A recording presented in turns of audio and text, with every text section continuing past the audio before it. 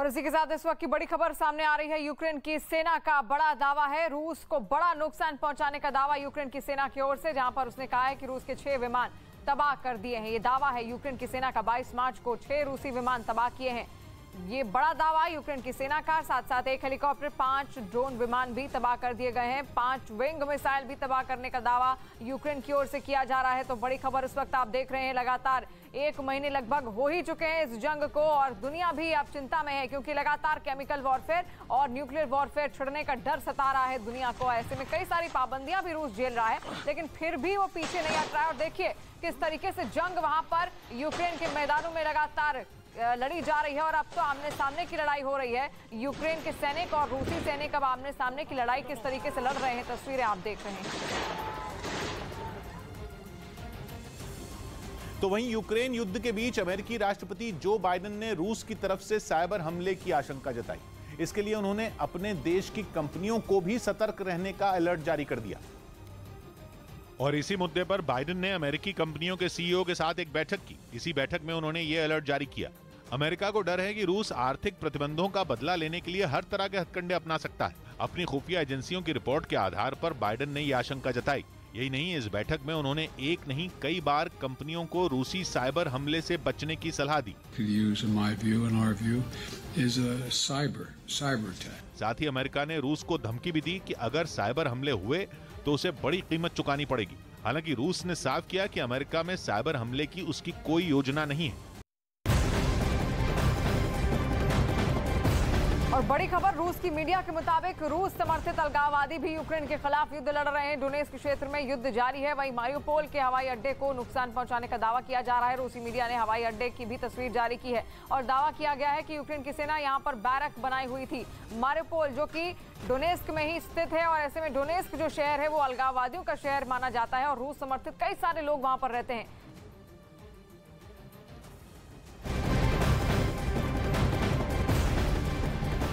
और इस वक्त की बड़ी खबर सामने आ रही है। यूक्रेन नहीं जीता जा सकता है, ये साफ कहना है संयुक्त राष्ट्र महासचिव अंटोनियो गुटेरेस का। उन्होंने कहा है कि रूस यूक्रेन को जीत नहीं सकता है, लिहाजा युद्ध को खत्म कर तुरंत बातचीत करनी चाहिए।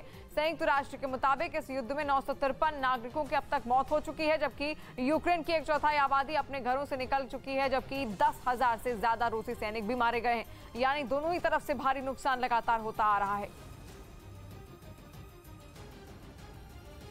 वहीं यूक्रेन में जारी जंग के बीच वहां के लोगों को हथियार चलाने की ट्रेनिंग दी गई। इसके लिए यूक्रेन की सेना के कुछ जवानों ने उन्हें हथियार मुहैया कराए और फिर ट्रेनिंग कैंप में उनका इस्तेमाल करना भी सिखाया। वहां उन्हें बाकायदा फौजियों की तरह तैयारी कराई गई, जिसके लिए उन्हें हथियारों के साथ आगे बढ़ने, अपने साथी को कवर देने और दुश्मन को देखते ही उस पर गोलियां बरसाने के तरीके सिखाए गए। Їхній страх, і вона викликала їх сюди. फौजी कैंप में ट्रेनिंग लेने वाले ये सारे लोग यूक्रेन के जवानों के साथ मिलकर रूस से लोहा लेंगे। वहीं यूक्रेन के खिलाफ रूस की छेड़ी जंग की सबसे बड़ी बार मारिउपोल शहर पर पड़ी है। कुछ वक्त पहले तक उत्तर पूर्वी यूक्रेन का खार्किव शहर रूस की हिट लिस्ट में पहले नंबर पर था, लेकिन अब मारिउपोल यूक्रेन का वो शहर बन गया है जिस पर रूस ने सबसे ज्यादा सितम ढाए हैं। रूस ने यूक्रेन को मारिउपोल में सरेंडर करने का अल्टीमेटम दिया था, लेकिन यूक्रेन ने हथियार डालने से साफ इनकार कर दिया। मगर सवाल यह है कि मारिउपोल शहर पर पुतिन की सुई क्यों अटक गई है, क्यों वो पुतिन के लिए इतना अहम है। तो बात यह है कि रूस को यूक्रेन से जोड़ने के पुतिन के प्लान की पहली सीढ़ी ही मारिउपोल है, और इसकी वजह है मारिउपोल की खास लोकेशन।